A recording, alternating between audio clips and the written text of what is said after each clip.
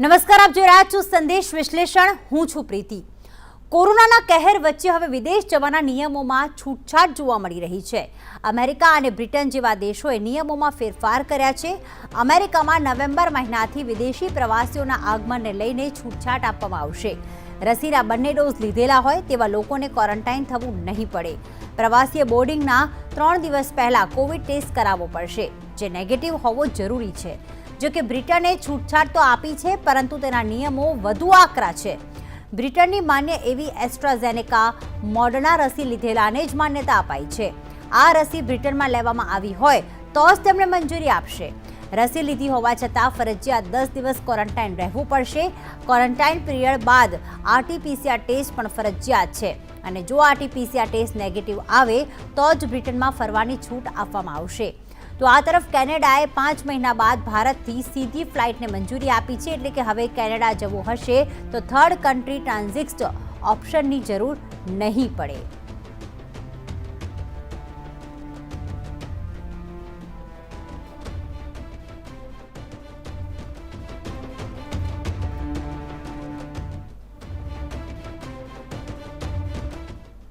તો America, Britain અને Canada આ 3 તરફથી જે વિદેશ જતા જે સ્ટુડન્ટ્સ હોય છે, વિદેશ જવા માંગતા જે લોકો હોય છે, તેના માટે સારા સમાચાર તો કહી શકાય, પણ નિયમો અલગ અલગ છે, જેના કારણે ક્યાંક હવે અહીંની જે રસી છે, કોવિશિલ્ડ છે, કોવેક્સિન છે, તેને માન્યતા બ્રિટન નથી આપતું તે હવે સાબિત થઈ ગયું છે. કારણ કે ત્યાં જઈને રસી તો લેવી પડશે, ક્વોરન્ટાઇન થવું પડશે, ટેસ્ટ પણ થવું પડશે. ડૉક્ટર્સનું શું માનવું છે, રાજકીય વિશ્લેષક આ અંગે શું પ્રતિક્રિયા આપી રહ્યા છે? જયેશભાઈ ઠકરાર, રાજકીય વિશ્લેષક, અને સાથે ડૉક્ટર પ્રતિક ઠાંડલ જે MD છે તે અમારી સાથે જોડાઈ ગયા છે. આ બંનેનું સ્વાગત છે.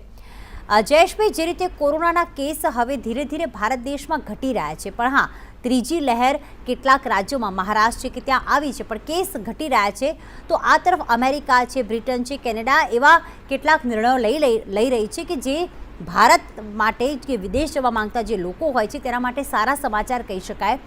અમેરિકા, બ્રિટને જે ડિસિઝન લીધો છે એની અંગે આપની શું પ્રતિક્રિયા છે? પ્રીતિ, કોરોના કાળમાં આપણે હવે કોરોનાની સાથે જીવતા શીખી જવું પડશે, એ એક હકીકત છે. અને ઘણા લાંબા સમયથી આંતરરાષ્ટ્રીય ફ્લાઇટ્સ ડિસ્ટર્બ હતી, અને ખાસ કરીને એમાં જે વિદ્યાર્થીઓ અને વેપાર વ્યવસાય સાથે જોડાયેલા લોકો છે એમને ખૂબ જ અવરોધ ઉભો થતો હતો. આપણે જોઈએ છીએ કે અમેરિકામાં કેસ વધી રહ્યા છે, તદુપરાંત બ્રિટનમાં ડેલ્ટા વાયરસનો પ્રકોપ આપણે વચ્ચે જોયેલો છે. પણ આ બધાની વચ્ચે જીવન તો ચલાવવાનું છે, વેપાર ધંધાને ચલાવવાના છે, શિક્ષણને ચલાવવાનું છે. તો નવેમ્બર માસથી અમેરિકાએ જે નિર્ણય લીધો છે, ભલે નિયમો એમાં કઠોર છે, ઘણા બધા નિયમો સામે ઘણા બધા પ્રશ્નો પણ ઉભા થાય છે. જેમ કે બ્રિટને જે નિર્ણય કર્યો છે એમાં 10 દિવસ ક્વોરન્ટાઇનનો નિયમ છે, અને ભારત સરકારે પોતે એની સામે વિરોધ વ્યક્ત કર્યો છે. ભારતના જે સાંસદો શશી થરૂર અને જયરામ રમેશ, એમણે પણ પોતાના કાર્યક્રમો આ જ કારણે પડતા મૂક્યા છે. તો નિયમો તો દરેક દેશ પોતપોતાની રીતે બનાવે છે, એમને જે ભય હોય એ રીતે બનાવે છે. પરંતુ એકંદરે અત્યારે આપણે જોઈએ કે ભારતના જે વિદ્યાર્થીઓ છે એમણે કેનેડા જવું હોય તો એમની ટિકિટ 2-3 ગણો ભાવ વધી જતો હતો, અને એમણે થર્ડ કન્ટ્રી ટ્રાન્ઝિટ કરી અને જવું પડતું હતું. તો હવે કેનેડાની જે સીધી ફ્લાઇટ શરૂ થશે એનાથી ઘણા બધા ભારતીય વિદ્યાર્થીઓને ફાયદો થશે. ભારતની શીખ કમ્યુનિટી સહિત ઘણા બધા લોકો કેનેડામાં પોતાનું બીજું વતન બનાવીને રહે છે. અમેરિકામાં પણ આવી જ પરિસ્થિતિ છે, અને ખાસ કરીને બ્રિટનમાં પણ આવું જ છે. તો મને લાગે છે ભારત માટે એક આ સારો નિર્ણય છે, અને સમય જતાં કોરોનાના કેસીસ ઘટશે તો આ નિયમો વધુ હળવા થવાના છે, એ પણ નિર્વિવાદ બાબત છે. બિલકુલ. ડૉક્ટર પ્રતિક, બ્રિટને જે નિયમ લીધો છે ચોક્કસથી વિવાદાસ્પદ છે. ભારત સરકાર અને કેટલાક મંત્રીઓ તેનો વિરોધ કરવાના છે, એટલા જ માટે તેઓ ઇવેન્ટમાં ભાગ લેવા પણ નથી જવાના. ત્યારે કોવિશિલ્ડના બંને ડોઝ લીધેલા હોય કે પછી ભારતમાં કોવેક્સિનના બંને ડોઝ લીધેલા હોય, બ્રિટનમાં ક્વોરન્ટીન થવું પડશે, ત્યારબાદ રિપોર્ટ પણ કરાવવો પડશે. નેગેટિવ આવે તો જ છૂટછાટ મળી શકશે.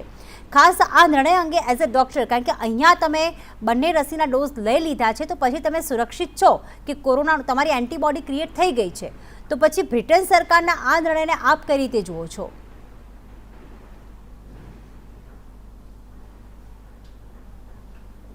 એ લોકો એની જગ્યાએ પણ સાચા જ છે, કેમ કે ત્યાંના વેરિયન્ટને અનુલક્ષીને એની વેક્સિન વધારે કારગર હોઈ શકે. જ્યારે આપણા વેરિયન્ટ અહીંયા જે આ કોરોનાના વેરિયન્ટ જોવા મળે છે એવામાં આપણી વેક્સિન વધારે કારગર હોય.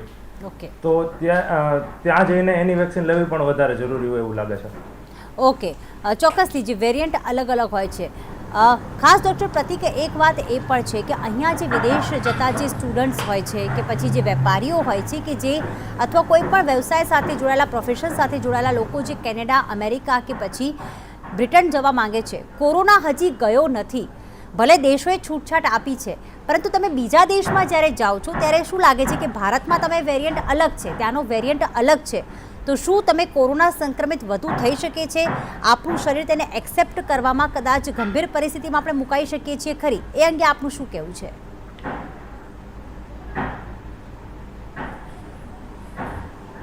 100% એ વસ્તુ વધારે ધ્યાન રાખવા જેવી છે, કેમ કે કોરોના એવું નથી કે એકવાર થઈ જાય એટલે બીજી વાર નહીં જ થાય એવું કોઈ ગેરંટી નથી. તો આ કદાચ ઇન્ડિયન વેરિયન્ટથી એકવાર ઇન્ફેક્ટેડ થયા પછી પણ બહાર ગયા પછી એના બીજા વેરિયન્ટથી પણ ઇન્ફેક્ટેડ થાય, અને જ્યારે બીજી વાર કોરોના થાય છે ત્યારે વધારે સિવિયર હોઈ શકે અને એના સિમ્ટમ્સ વધારે જાનલેવા હોઈ શકે છે.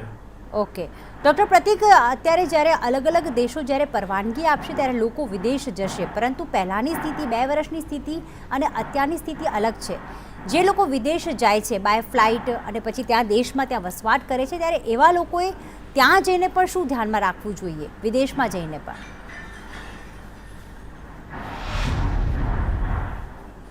જે વસ્તુ ઇન્ડિયામાં લાગુ પડે છે કોરોનાને અનુલક્ષીને તે જ વસ્તુ વિદેશમાં પણ લાગુ પડશે, કેમ કે વાયરસ તો સેમ જ રહેવાનો છે, એના વેરિયન્ટ ચેન્જ થાય છે, એટલે એની તકેદારીની બધી જે આપણે સેનિટાઈઝ કરવા, હાથ માસ્ક પહેરવું, સોશિયલ ડિસ્ટન્સિંગ છે, જે બધી હવે લોકોને એકદમ જીવનનો એક સ્ટેપ જ થઈ ગયા છે, તો એ રીતે ત્યાં પણ એ જ વસ્તુ ધ્યાન રાખવી પડશે. ઓકે જયેશભાઈ, જે રીતે ડૉક્ટર પ્રતિક કહી રહ્યા છે કે બ્રિટનનો નિર્ણય આવકારદાયક એટલા માટે છે કારણ કે અહીંયાનો વેરિયન્ટ અલગ છે, ત્યાંનો વેરિયન્ટ અલગ છે. અલગ અલગ કન્ટ્રીઝ કે જે લોકો કોરોનાથી સંક્રમિત છે અને હાલમાં પણ પીડાઈ રહી છે, તે પોતાની રીતે નિયમ લેવા માટે સ્વતંત્ર છે. તો લાગે છે કે ભારત સરકારને, ભારતના નેતાઓ કે પછી લોકોએ પણ એ નિયમોને એક્સેપ્ટ કરીને જ હવે આગળ પગલાં ભરવા જોઈએ અને આગળ એ રીતે ફર્ધર પ્લાનિંગ કરવું જોઈએ. પ્રીતિ, બ્રિટનના નિર્ણય સામે વાંધો નથી, પણ બ્રિટને જે રીતે અલગ અલગ દેશો માટે અલગ અલગ નિયમો બનાવ્યા છે એની સામે ભારતે એક પોતાનો પ્રસ્તાવ મૂક્યો છે. હવે મહત્વની બાબત એ છે કે કોરોનાનો સમય છે, તે તમે સંપૂર્ણ સાવચેતીની જે વાત કરો છો, તો ખરેખર તમે જયારે ટુરિઝમનું ક્ષેત્ર ખોલી રહ્યા છો, તમામ ફ્લાઇટ્સ ખોલી રહ્યા છો, તો કોરોનાના જે નિયમો છે એ એક રીતે જોવા જઈએ તો આપણું જે નોર્મલ જીવન છે એને લાગુ પડે એવા નિયમો છે નહીં. એટલે આપણે સંપૂર્ણ સાવચેતીનું પાલન કરીએ તો પણ કોરોના જો લાગુ પડવો હોય તો પડી શકે છે. એટલે હવે જ્યારે આપણે એક સંપૂર્ણપણે આંતરરાષ્ટ્રીય નેતાગીરી પોતે પણ નક્કી કરી રહી છે કે હવે આપણે ધીમે ધીમે કોરોનાની સાથે જીવતા શીખવું જોઈએ, તો મને લાગે છે કે થોડો થોડો ખતરો તો રહેવાનો છે અને સાથોસાથ વધુ ને વધુ સાવચેતી સાથે આપણે એમાં આગળ વધવું પડશે. જેમ કે હમણાં જ આપણે જોયું કે યુનાઇટેડ આરબ અમીરાત જે છે એમણે IPL શરૂ કરી છે દુબઈમાં, તો એમણે ત્યાં મેદાનમાં પ્રેક્ષકોને એન્ટ્રી આપવાનું શરૂ કર્યું છે. દુબઈએ પણ ટુરિસ્ટ માટે પોતાના દ્વાર ખોલી નાખ્યા છે.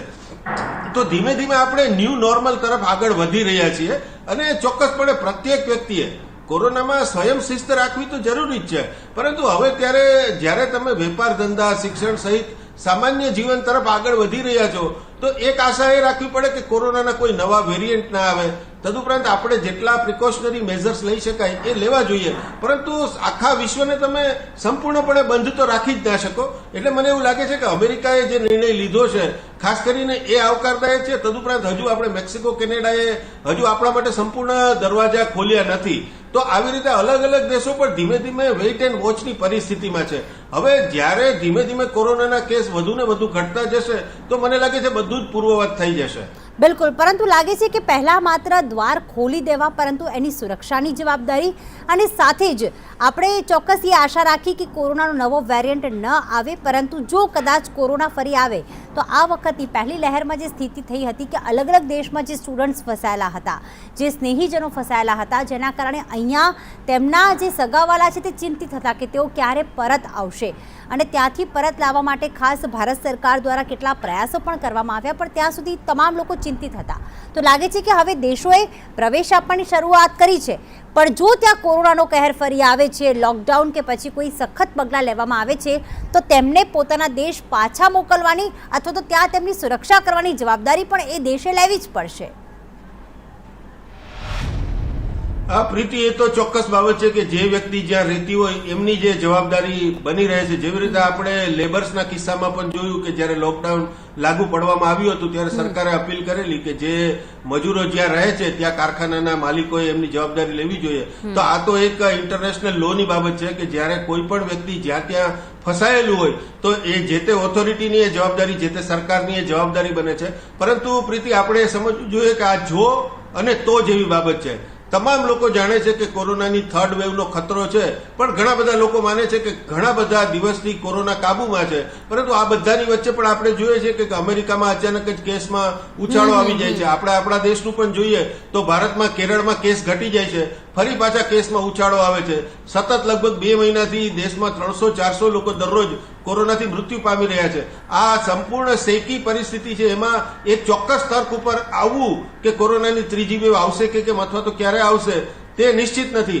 ત્યારે કેટલાક સ્ટેપ્સ તો આંતરરાષ્ટ્રીય કમ્યુનિટીએ લેવા જ પડે અને એના માટે ન્યૂ નોર્મલ તરફ આગળ વધવું એ જ એક મહત્વનો નિર્ણય છે. બિલકુલ.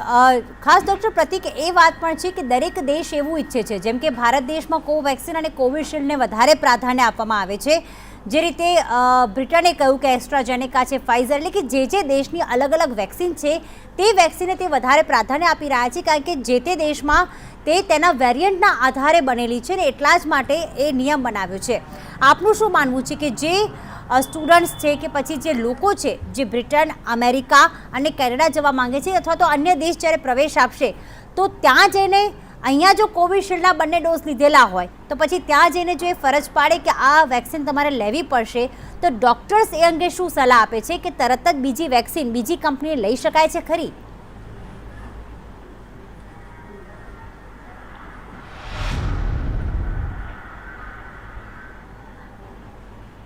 અત્યારે એવું ફરજિયાત કરી રાખ્યું છે બીજા દેશે કે ત્યાં જઈને પાછી એક બીજી વેક્સિન એ લોકોની લેવી જ પડે, પણ એવું જરૂરી ન હોઈ શકે. કેમ કે કોઈ એવી યુનિવર્સલ વેક્સિન નથી બનેલી કે જે બધા જ વેરિયન્ટથી, કોરોનાના બધા જ વેરિયન્ટથી એને પ્રોટેક્શન આપે.